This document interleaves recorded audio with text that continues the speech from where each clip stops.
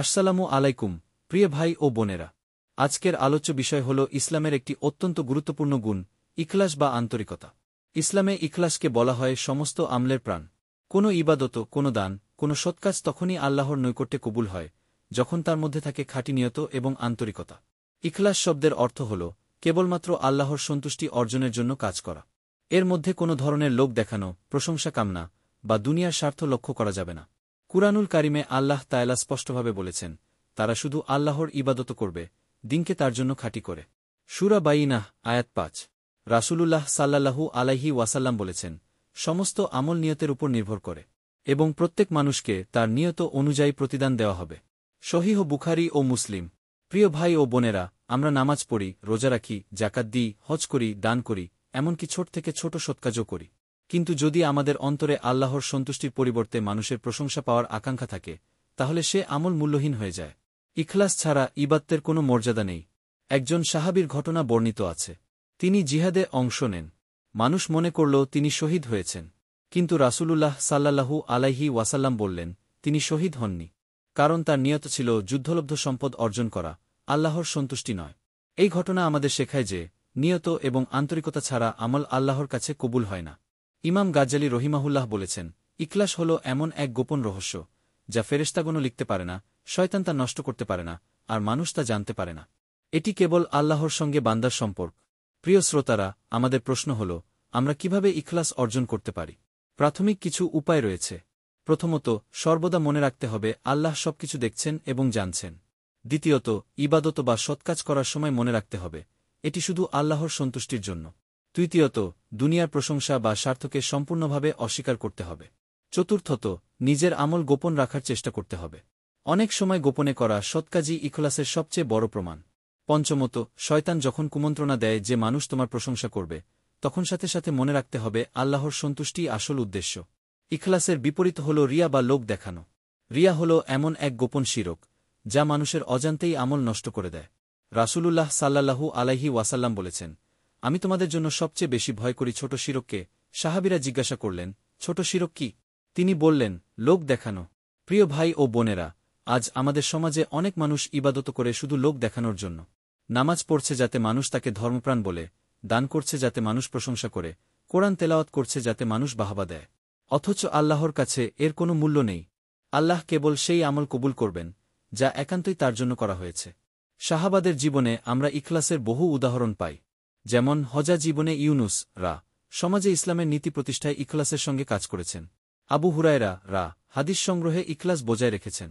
উমর ইবনে খাত্তাব বিচার কাজে, আলী ইবনে আবি তালেব যুদ্ধ ও দায়িত্ব পালন করতে ইখলাস বজায় রেখেছেন। তারা সকলেই দেখিয়েছেন, খাঁটি নিয়ত ছাড়া কাজের কোনো মূল্য নেই। দৈনন্দিন জীবনে ইখলাস আমাদের প্রতিটি ক্ষেত্রে প্রয়োজন। ব্যবসা বাণিজ্যে, পরিবারে, শিক্ষায়, সমাজে, সব ক্ষেত্রে ইখলাস থাকতে হবে।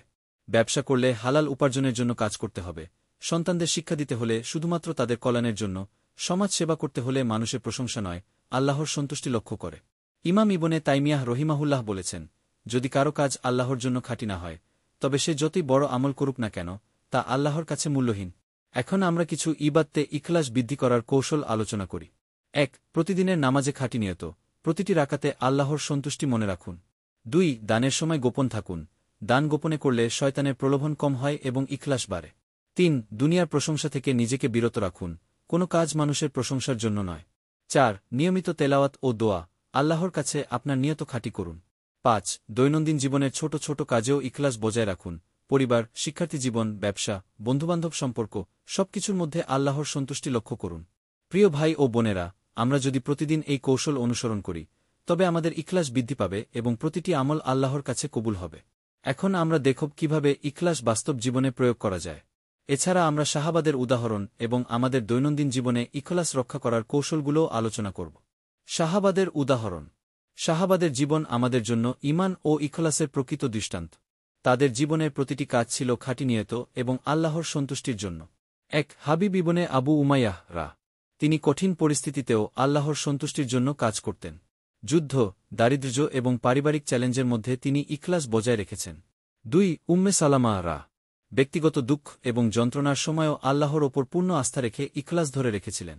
৩. আবু হুরায়রা হাদিস সংগ্রহ এবং প্রচারের কাজে ইখলাস বজায় রেখেছেন। শয়তান বিভিন্ন সময় প্রলোভন দেয়ার চেষ্টা করলেও তিনি সবসময় আল্লাহর সন্তুষ্টিকে লক্ষ্য করতেন। 4 আমির বিন আবি উমাইয়াহ রা যুদ্ধ এবং সামাজিক দায়িত্ব পালন করতে গিয়ে সবসময় খাঁটি নিয়ত বজায় রেখেছেন। 5 উমর ইবনে খাত্তাব রা ন্যায়পরায়ণ বিচার কাজে ইখলাস ধরে রাখার জন্য সুপরিচিত। তিনি কখনোই মানুষের প্রশংসা কামনা করে কাজ করেননি। 6 আলী ইবনে আবি তালেব রা যুদ্ধে এবং দায়িত্ব পালন করতে গিয়ে সর্বদা আল্লাহর সন্তুষ্টি লক্ষ্য করতেন। 7 বিলাল ইবনে রাবাহ রা ইসলাম প্রচারে তার ভূমিকা ছিল খাঁটি নিয়ত এবং আল্লাহর সন্তুষ্টির জন্য। 8 সাদ ইবনে আবি ওয়াক্কাস রা যুদ্ধ এবং শারীরিক কষ্টের মধ্যেও ইখলাস ধরে আল্লাহর সন্তুষ্টি অর্জন করেছিলেন। 9 ইবনে আব্বাস রা জ্ঞান আহরণ এবং শিক্ষা প্রচারে ইখলাস বজায় রেখেছেন। 10 উসমান ইবনে আফফান রা পারিবারিক দুঃখ এবং সামাজিক চ্যালেঞ্জের মধ্যে ইখলাস ধরে কাজ করেছেন। 11 আয়েশা রা হাদিস সংরক্ষণ এবং ইসলামের প্রচারে ইখলাস বজায় রেখেছেন। 12 ফাতিমা বিনত মুহাম্মদ সাল্লাল্লাহু আলাইহি ওয়াসাল্লাম ব্যক্তিগত দুঃখ এবং সামাজিক চাপের মধ্যে ইখলাস বজায় রেখেছেন। 13 মুয়া ইবনে জাবাল রা সমাজে ইসলামের নীতি প্রতিষ্ঠায় ইখলাস বজায় রেখেছেন। 14 হাজাজ ইবনে ইউনুস রা আল্লাহর নির্দেশিত দায়িত্ব পালন করতে গিয়ে ইখলাস বজায় রেখেছেন। 15 সালিম ইবনে আবদুল্লাহ রা জীবনের বিভিন্ন সমস্যায় ধৈর্য এবং ইখলাস বজায় রেখেছেন।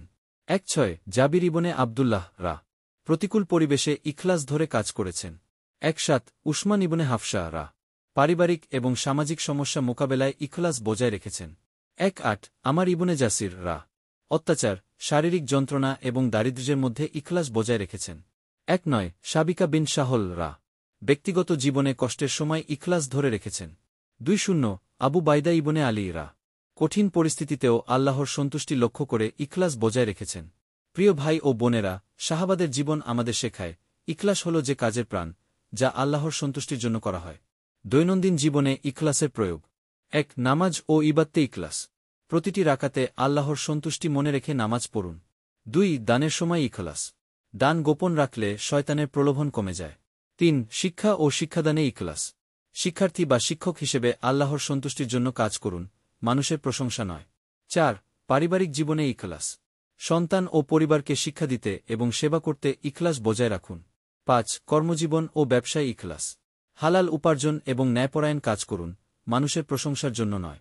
6 সমাজে ইখলাস সমাজে সাহায্য, সেবা এবং দয়া প্রদর্শন করুন শুধুমাত্র আল্লাহর সন্তুষ্টির জন্য। ইখলাসের মাধ্যমে প্রতিটি কাজ আল্লাহর নৈকট্যে কবুল হয়। আল্লাহ আমাদের কাজকে খাঁটি নিয়ত এবং আন্তরিকতা সহকারে গ্রহণ করুন। প্রিয় ভাই ও বোনেরা, আজ আমরা শিখেছি ইখলাস কেবল ধর্মীয় আদর্শ নয়, এটি আমাদের জীবনকে শান্তি, স্থিতিশীলতা এবং আল্লাহর বরকত প্রদান করে। এবার আমরা আলোচনা করব। 1 বিপদ ও পরীক্ষার মুহূর্তে ইখলাস বজায় রাখা। 2 আল্লাহর ওপর পূর্ণ ভরসা রাখা বা তাওয়াক্কুল। 3 দৈনন্দিন জীবনে ইখলাসের বিস্তৃত প্রয়োগ। বিপদ ও পরীক্ষার মুহূর্তে ইখলাস জীবন হল পরীক্ষা ও চ্যালেঞ্জের মঞ্চ। সুখ ও দুঃখের সমীকরণ কখনো স্থির থাকে না, কখনো সুখ আসে, কখনো কষ্ট। বিপদ, অসুস্থতা, আর্থিক সমস্যা, পারিবারিক ঝগড়া বা সামাজিক সমস্যা সব ক্ষেত্রেই ইখলাসের গুরুত্ব অপরিসীম। কারণ যখন আমরা বিপদে বা সমস্যায় পড়ি, তখন আমাদের কাজের মূল উদ্দেশ্য নির্ভুলভাবে আল্লাহর সন্তুষ্টি হওয়া উচিত। রাসূলুল্লাহ বলেছেন, যে ব্যক্তি বিপদে বা পরীক্ষার মুহূর্তে ইখলাস ধরে রাখে, আল্লাহ তার প্রতিটি ছোট কাজেরও প্রতিদান দেবেন। সহিহ বুখারী ও মুসলিম। কুরআনে আল্লাহ বলেন, নিশ্চয়ই আল্লাহ তাদেরকে সহায়তা করবেন যারা তার পথে ধৈর্য ও ইখলাস ধারণ করে। সূরা হুদ আয়াত 1-1। প্রিয় ভাই ও বোনেরা, বিপদে ইখলাস বজায় রাখার মানে হল আপনি যে কাজটি করছেন তার মধ্যে কেবল আল্লাহর সন্তুষ্টি লক্ষ্য করুন, মানুষের প্রশংসা নয়। আল্লাহর ওপর পূর্ণ ভরসা বা তাওয়াক্কুল। তাওয়াক্কুল মানে হল আল্লাহর ওপর সম্পূর্ণ আস্থা রাখা। আমরা চেষ্টা করি, আমাদের সর্বোচ্চ চেষ্টা করি, কিন্তু ফলাফল আল্লাহর হাতে। রাসূলুল্লাহ বলেছেন, যে ব্যক্তি আল্লাহর ওপর ভরসা রাখে, আল্লাহ তার জন্য যথেষ্ট। তিরমিজি।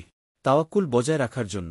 1 প্রতিদিন আপনার সকল পরিকল্পনা আল্লাহর অনুমোদন ও সাহায্যের ওপর নির্ভর করুক। 2 বিপদ, কষ্ট বা পরীক্ষার সময় মন শান্ত রাখুন এবং আল্লাহর নির্দেশ অনুসরণ করুন। 3 মানুষের প্রশংসা বা সমালোচনার প্রতি অতিরিক্ত মনোযোগ দেবেন না। 4 কাজের শুরুতে আল্লাহর নাম উল্লেখ করুন এবং ইখলাস বজায় রাখুন। দৈনন্দিন জীবনে ইখলাসের বিস্তৃত প্রয়োগ। শিক্ষার্থী জীবনে পরীক্ষার চাপ, ঘুমের ঘাটতি এবং পড়াশোনার অসুবিধার মধ্যে ইখলাস বজায় রাখুন। প্রতিটি পড়াশোনার মুহূর্ত আল্লাহর সন্তুষ্টির জন্য করুন। কর্মজীবনে ও ব্যবসায়ে হালাল উপার্জনের জন্য কাজ করুন। সহকর্মী ও গ্রাহকদের সঙ্গে ধৈর্য, সৌজন্য এবং আন্তরিকতা বজায় রাখুন। পারিবারিক জীবনে সন্তান, স্ত্রী বা স্বামী এবং পরিবারের অন্যান্য সদস্যদের শিক্ষা, যত্ন এবং সেবা করার সময় ইখলাস বজায় রাখুন। দৃষ্টান্ত স্থাপন করুন যে কাজের মূল উদ্দেশ্য মানুষের প্রশংসা নয়, আল্লাহর সন্তুষ্টি। সামাজিক জীবনে সমাজে সাহায্য, দান বা সামাজিক সেবা ইখলাসের সঙ্গে করুন, লোক দেখানোর জন্য নয়। আধ্যাত্মিক জীবনে নিয়মিত সালাত, কোরআন তেলাওয়াত, দোয়া এবং ইবাদতের প্রতিটি মুহূর্ত আল্লাহর সন্তুষ্টি লক্ষ্য করে করুন। ইখলাস বৃদ্ধি করার কৌশল: ১. প্রতিদিন আপনার কাজের নিয়ত পরীক্ষা করুন। ২. ছোট ছোট কাজেও ইখলাস বজায় রাখুন। ৩. মানুষের প্রশংসা বা সমালোচনার প্রতি মনোযোগ সীমিত রাখুন। ৪. গোপনে সৎকাজ করার চেষ্টা করুন। ৫. বিপদে বা অসুবিধার সময় ধৈর্য এবং আল্লাহর উপর ভরসা বজায় রাখুন। ৬. তাওয়াক্কুল এবং ধৈর্যকে একত্রিত করুন। উপসংহার: প্রিয় ভাই ও বোনেরা, ইখলাস বা আন্তরিকতা হল মুসলিম জীবনের প্রাণ। প্রতিটি কাজ আল্লাহর সন্তুষ্টির জন্য হলে তা কবুল হয়। সাহাবাদের জীবন আমাদের শেখায়, খাঁটি নিয়ত এবং ইখলাস ছাড়া কোনো কাজের মূল্য নেই। ইখলাসের মাধ্যমে আমরা বিপদে ধৈর্য ধরে থাকি, আল্লাহর নৈকট্য লাভ করি, প্রতিটি আমল কবুল হয়। প্রিয় ভাই ও বোনেরা, আজ থেকেই প্রতিটি কাজ আল্লাহর সন্তুষ্টির জন্য করুন। মানুষের প্রশংসা বা সমালোচনার প্রতি মনোযোগ কমান। দৈনন্দিন জীবনে ধৈর্য এবং ইখলাস বজায় রাখুন। পরিবার, শিক্ষা, কর্মজীবন ও সমাজের প্রতিটি কাজ আল্লাহর জন্য করুন। এই ভিডিওটি শেয়ার করুন যাতে অন্য মুসলিম ভাই ও বোনরাও ইখলাস এবং আন্তরিকতার গুরুত্ব বুঝতে পারেন। Are you looking for a professional digital marketing agency? Do you want to design and grow your website? I'm Sazadul Islam, here to help you with website design, digital marketing, and ads management. Visit my website or find me on Fiverr.